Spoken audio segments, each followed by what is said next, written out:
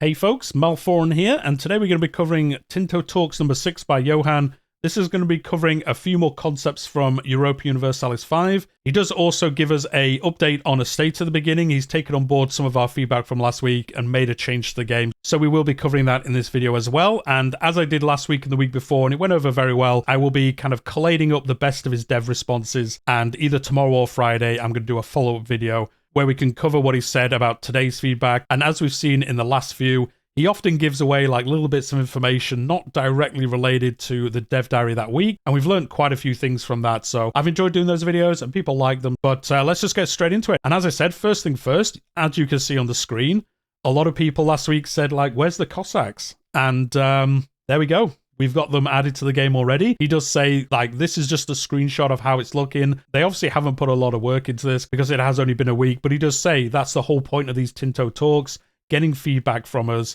learning what we might want to see different, and then they've got plenty of time now to implement these changes if they agree. That's what's happened here, and he says, you know, that's the whole point of these dev diaries, so please do give us feedback. Obviously, they're not going to agree with everything. Some things they're not going to want to do. But something like this, they've gone and looked at it and said, yep, players want this, we can do it. It's a bit of extra work for us, but let's make sure it happens. And that is what's happened. So great to see that already. It's fantastic to see them already taking on that feedback and making changes. But let's get on to the actual content of the mini dev diary. The first thing they're going to cover here is locations and cities and how that's going to interact in the game. So as Johan starts, not every location in the map is the same, especially not in a game with the scope of Project Caesar. As we know, this game is going from 1337 up to potentially almost Victoria 3 start date. He did mention last week, and I didn't cover it, we are going to have some form of communism mechanics appearing in the game later on. Some very basic things, I think he said. So that does lend people to believe that we might almost get up to that Victoria 3 start date. And then the other thing, obviously, being that locations, if you haven't been here for the earlier dev diaries, is basically the smallest kind of pocket of land you can interact with in Victoria 5. So think of like a barony in Crusader Kings 3 if you're coming from there. The very smallest kind of clickable bit of land is a location. So that's what he's talking about here. And by default, every ownable land location is a rural settlement, but there are two upgrades that can be done to it. First off, you can found a town in a location, which allows you to increase the population capacity and allows for a completely different set of buildings than a rural settlement. And then finally, you can grant city rights to a town, which allows it to get even further advantages. But then, as you're already probably thinking, like, why wouldn't I just turn every location into a city? Well, besides the cost and the population requirements, because we do know there are going to be like fully done population mechanics in this game, there is the obvious drawback of there being like, no farms there. So you can't just convert everything to cities because then you'd have no farmland. You'd have no food production. I imagine you're going to be able to import food. They haven't really covered that at all. They covered food production very lightly. Was it last week, I think? Yes, as part of the estates one. But obviously we don't know how it really works. And then also, like, I guess you can import food because there's going to be campaigns where you're playing very tall. And I imagine maybe in like some colonial mechanics, you might be needing to send food places to kind of help those initial colonies build up or whatever. As I say, we don't know. Let me know what you think in the comments down below.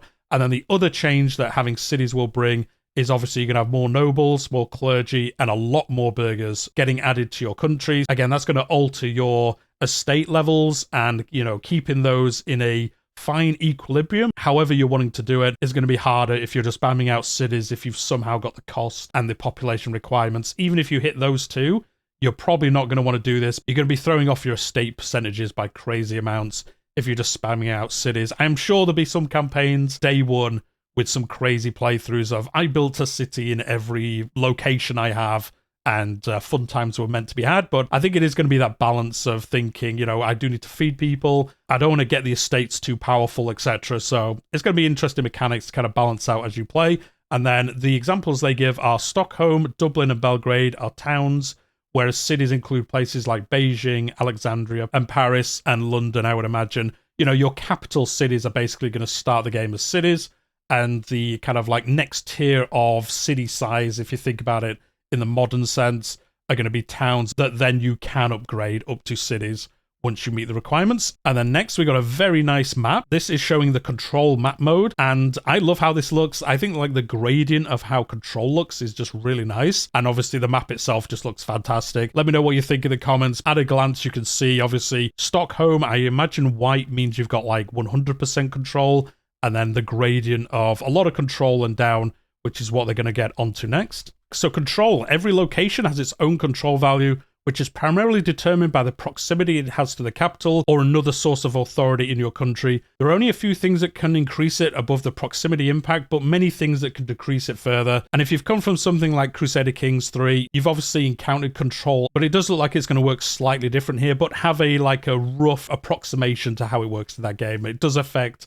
very similar things, but it is going to work slightly different, and similar to Crusader Kings 3, it is probably one of the most important values you have, as it determines how much value you get out of the land that you own, as it directly impacts how much you can tax your location and how many levies you can call from those locations. Again, very similar to how it works in Crusader Kings.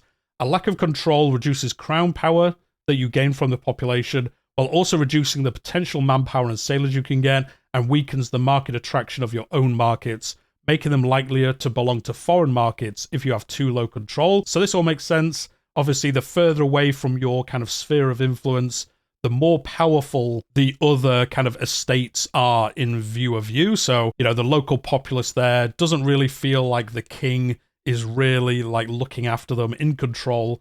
Maybe the other estates or the peasants themselves kind of, get better ideas and think, well, maybe we should be in control here, and it will affect like rebellions and things like that, I would imagine. And we do get a screenshot of how this looks. Now, the first thing I will say is, I think just due to the colors and how the hyperlinking's working on this screenshot, it reminds me very much of Victoria 3. I think it's just visual, but I don't think it's going to go too far down that path. The control of Kalmar is currently 56%, and it is changing by 0.2 each month, and it can reach a maximum of 58.2%.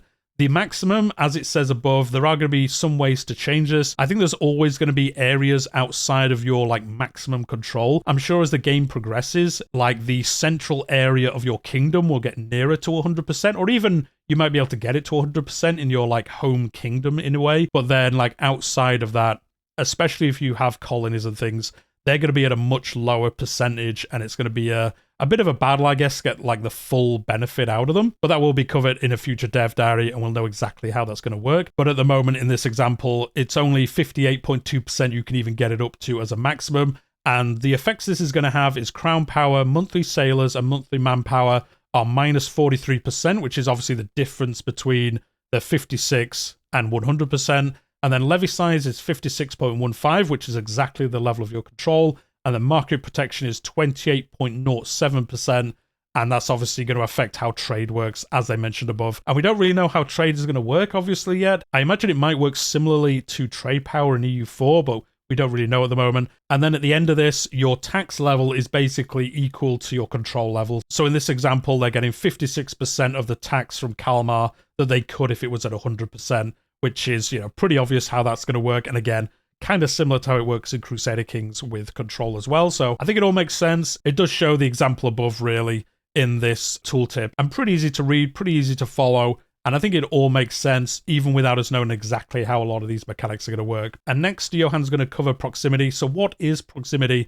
It is basically a distance to capital value, where traveling on the open sea is extremely costly. Proximity is costly over land, but along coastlines where you have a high maritime presence, which they are going to talk about in a second, you can keep a high proximity much further. Tracing proximity along a major river reduces the proximity cost a fair bit, and if you build a road network, that will reduce the proximity costs even further. There are buildings that you can build, like a bailiff, that will act as a small proximity source, but that has the slight drawback of adding more nobles to a location and with a cost in food for them. So again, how like building the cities are. Building some of these certain location improvements like bailiffs are again going to affect things in that location. So you're not just building a bailiff and like it just increases your control or whatever. Building that does actually like reduce the effectiveness of that location in doing other things like making food, and also makes more nobles, which are going to affect other things. So again, all these systems kind of interlocking into each other and affecting different things. So that kind of like, I'm not going to call it like word salad, but what is proximity? I think it's basically just like, how do they figure out the control level that you have, basically? I think. Like, somebody can correct me if I'm wrong, but basically think of it like how communication work in this time. Like, if you have a coastal fleet or whatever, or a road system, you could just travel somewhere a lot quicker. The flow of communication is a lot easier. So that's going to help you with these modifiers, make it feel like you're more in control than if you're not near a major sea or a major river that can have, ship travel, and you don't have roads built or something. It's just very hard to kind of stamp your authority down on somewhere. That's how I think about it. Let me know if I'm wrong, but I think that's kind of what they're saying. Is proximity is just basically like, how easy is it for you to kind of control your realm realistically with the infrastructure that you have. And then the last thing they're going to cover here is the maritime presence they mentioned before. So in each coastal location around your locations, or where you have a special building, you have maritime presence. This slowly builds up over time based on your ports and other buildings you have in adjacent locations. Placing a navy in a location helps to improve it quicker, but blockades of pirates will decrease it quickly, making it absolutely vital to protect your coastlines in war, or you'll suffer the consequences for a long time. As mentioned earlier, the maritime presence impacts the proximity calculations, but it also affects the power of your merchants in the area affected. And then we've got a very nice screenshot here of the Gotlands have, and it's just showing the Kingdom of Sweden and the Hanseatic League have a sphere of control here. Again, we don't really know how this is affecting it, but I would imagine, as I mentioned earlier, it's going to work like trade power does in EU4, and it looks like these are the two that kind of have a control level of some kind here. It does show 100 for both, but I can't imagine two not aligned places have 100% kind of control here, unless maybe they're allied together, and that's why they both have like 100% kind of influence here, it looks like, almost with their fleet. They've got that 100% presence there, and then it looks like it's changing each month, obviously, which makes sense. And then the numbers afterwards, is that like the trade power of the different realms? Maybe. We'll find out in the future. I really like how this looks. I think it's way more interesting to make maritime a much bigger part of the game. Obviously, historically, it was a huge part of history at this time, especially as we get later and later into the time frame that the game goes through. And in EU4, I mean, what did you do with ships? You basically just raised them to move an army and then disbanded them. Didn't really do much else outside of that.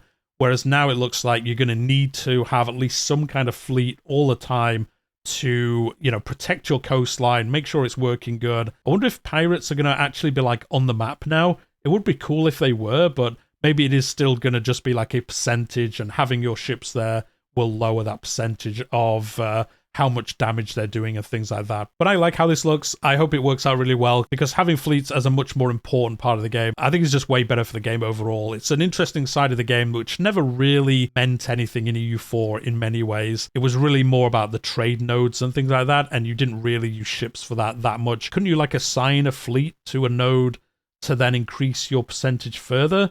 Maybe I'm misremembering that. I know you could send like the trade people there and things like that, but I think you could also send fleets, couldn't you, to improve it even further? I might be wrong. Let me know in the comments if I am. But yeah, this looks like a much better way, and we'll get much more information about it in the future. And on that note, next week, they're going to be doing an overview of the economy system. Quite a lot of new features, as well as features from older games. And this has probably been the one most of us have been waiting for the most. There's been hints here and there about how things might work, how trade might work. Obviously, like this maritime presence, how that's going to affect trade and things like that. And then just generally how it's going to change from how it was in EU4. And I will obviously be covering it on the channel here. But that's the Tinto Talks for this week. So again, nice, short, to the point, giving us an overview. And I've liked what I've seen, having control work that way. I like the idea of having the cities work in a certain way as well. And the maritime presence, I think, again, is just a bonus to the game if it's done correctly. But we'll just leave it there for today. As I've said, I will cover Johan's replies in a video either tomorrow or Friday. I'll let him have a little bit more time. I think there's already like 3 pages again of replies by him, but I'll give him another day at least to add any more. And then we can get all of those collated into one video, and we can go through them as we did last week and, see what he has to say for himself.